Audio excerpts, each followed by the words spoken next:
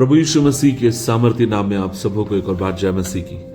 यह हमारे लिए फिर से सौभाग्य की बात है कि परमेश्वर के जीवित वचन को एक और बार आप सबों के साथ बांटना।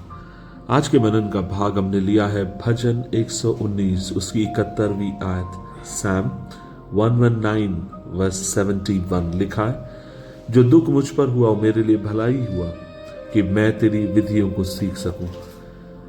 तेरी दी हुई व्यवस्था मेरे लिए हजारों रुपए के मोहरों से भी उत्तम है। आज इस सुबह के समय परमेश्वर के वचन में हमने पढ़ा, प्रभु का वचन हमसे कहता है कि जो दुख मुझ पर हुआ वो मेरे लिए भला था कि परमेश्वर मैं तेरी विधियों को सीख सकूं। अजीजों, क्या आप इस बात को जानते हैं, कई बार परमेश्वर अपने लोगों को सिखाने के लिए अलग अलग दुखों का इस्तेमाल करता है, अलग अलग परिस्थितियों का इस्तेमाल करता है। और इस बात को हमें कभी भूलने की आवश्यकता नहीं है कि जब परमेश्वर हमें दुखों से लेकर जाता है, इसका अर्थ ये नहीं है कि परमेश्वर वहां नहीं है। इसका मतलब ये नहीं है कि उसने हमेशा के लिए हमें त्याग दिया, लेकिन वो हमें समझाना चाहता है कि दुखों के मध्य भी मैं तुम्हारे संग रहूंगा, मैं तुम्हारे साथ रहूंगा और मैं तुम्हें कभी ना छोड़ूंगा। उदाहरण के लिए आप यूसुफ को देखिए, बाइबल कहती है वो अपने भाइयों के संग रहता, उसके भाई उससे नफरत करते, लेकिन क्या परमेश्वर उसके संग ना था? एक दिन उसके भाइयों ने उठाकर उसको गड्ढे में डाल दिया, क्या परमेश्वर वहां ना था? उसके भाइयों ने उसे एक दिन बेच दिया, क्या परमेश्वर उसके साथ ना था? पोतीपर के मिस्र की मंडी में ले जाकर उसको बेचा गया, वहां भी परमेश्वर उसके साथ था।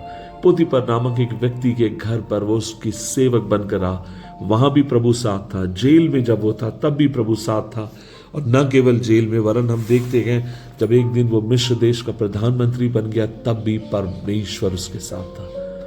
ओवरऑल जब हम उसकी पूरी जिंदगी को हम देखते हैं, हम इस बात को समझते हैं, सुख में दुख में परमेश्वर उसके संग रहा। प्रभु ने कभी उसको छोड़ा नहीं, प्रभु ने कभी उसको त्यागा नहीं, और ना ही अपने हाथ को कभी उससे दूर रखा। इसलिए आज सुबह के समय इस वचन को सुनने वाले अपने एक एक भाई बहनों से मैं कहना चाहता हूं, हम सब इसी तरीके से, और कई बार मैं भी ऐसा हो जाता हूं, जब हम दुखों से होकर जाते हैं, हमें लगता परमेश्वर हमें भूल गया, हमें लगता परमेश्वर ने हमेशा के लिए हमें त्याग दिया, छोड़ दिया।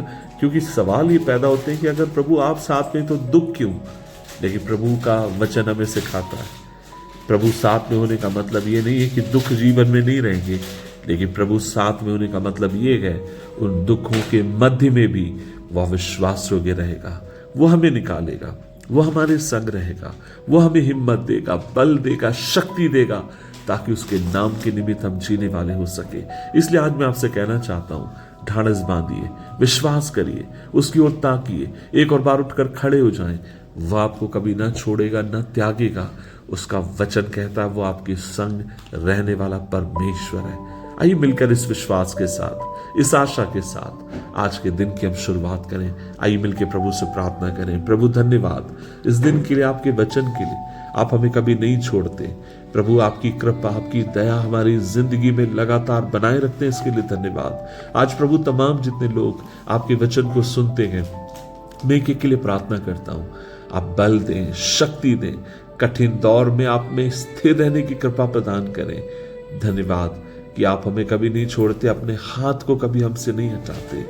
धन्यवाद हमारी प्रार्थना सुनने के लिए, यीशु मसीह के नाम से मांगते हैं, आमीन, आमीन, आमीन।